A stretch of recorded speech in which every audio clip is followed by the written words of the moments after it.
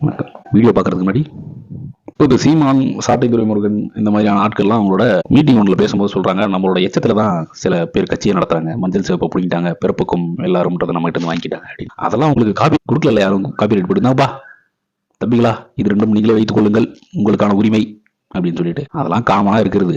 எவன் எனக்கு என்னென்ன பிடிக்குதோ அதை எடுத்து பண்ணதான் சொல்லுவான். இவர்களை மாதிரி ஒரு இன்செக்யூரிட்டியான ஆளை நீங்க பார்க்கவே முடியாது. இவங்களுக்கு கூட்டம் கூடனா பிரச்சனை. என்னடா இப்ப சரி கொள்கை இல்லைன்றாங்க, இவங்களோட ஸ்டாண்டிங்கே வாங்கினீங்க, கொள்கையே இல்லை அவங்க கிட்ட அப்படின்றாங்க. ஆனா அவங்க கொள்கையோட நாங்க முரண்படுறதுனால நாங்க அவங்களோட சண்டை செய்யறோம்ன்றாங்க. இப்ப நீங்க தெளிவா சொல்லு, ஒண்ணு அவங்களுக்கு கொள்கை இருக்கு, அது உனக்கு பிடிக்கலன்னு சொல்லு, இல்ல அவங்களுக்கு கொள்கையே இல்ல அதனால எனக்கு பிடிக்கலன்னு சொல்லு.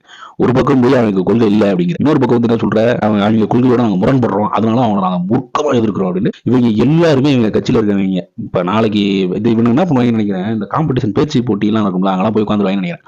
எவ்வளவு ரொம்ப சத்தமா நல்ல தூய தமிழ்ல பேசுறானா, அதாவது தூய தமிழ்ல பேசுறான் பாத்தீங்களா அந்த பேச்சு போட்டியில, அவனை கூட்டிட்டு வந்து இவங்க பட்டறையில போட்டு ட்ரெயின் பண்ணுவாங்கன்னு நினைக்கிறேன். தம்பி, தூய தமிழ்ல பேசுறது மட்டும் பத்தாது, சத்தமா பேசணும். எப்படி சத்தமா பேசணும், டெசிபல் லெவல் கிளியர் லெவலுக்கு பேசணும். பேசிட்டு அந்த மேஜை எப்படி தட்டணும் நீங்க பாத்தீங்கன்னா, பூரா பேர் அப்படின்வாங்க அப்படின்னு. இதை பண்ணிக்கிட்டே இருப்பாங்க அவங்க கட்சியில, இதை பண்ணுவாங்க. இதை பண்ணிவிட்டு இதுல நக்கல் வேற அடிக்கிறது மத்தவனை பார்த்து, இவங்க எங்களோட எச்சல்ல தான் கட்சி நடத்துறாங்க, மிச்சத்துல தான் கட்சி நடத்துறாங்க. டே, உங்க மேலேயே 1008 விமர்சனம் இருக்கு. நீங்க வந்து திறன்நிதியில தான் கட்சி நடத்துறீங்க, திறன்நிதியில தான் வாழ்க்கையை நடத்துறீங்கன்றாங்க. நீங்க அதுக்கு பதில் சொல்ல மாட்டீங்க, இதுக்கெல்லாம் பதில் சொல்லிட்டீங்க. ஆனா அவங்க கட்சியை விமர்சனம் பண்ண முடியாதுங்க. உஷாரா சில சமயங்கள்ல என்ன சொல்லிடுறாங்க, நாங்க செய்யற அரசியல் உங்களால இப்ப புரிஞ்சுக்கவே முடியாது, அதுக்கே இன்னும் உங்களுக்கு 10-15 வருஷம் ஆகுறாங்க. இது எந்த வருஷம் எடுத்தாலும் நீங்க பூர்த்தி பார்த்துக்கலாம், இன்னும் 2035 கூட பூர்த்தி பார்க்கலாம்.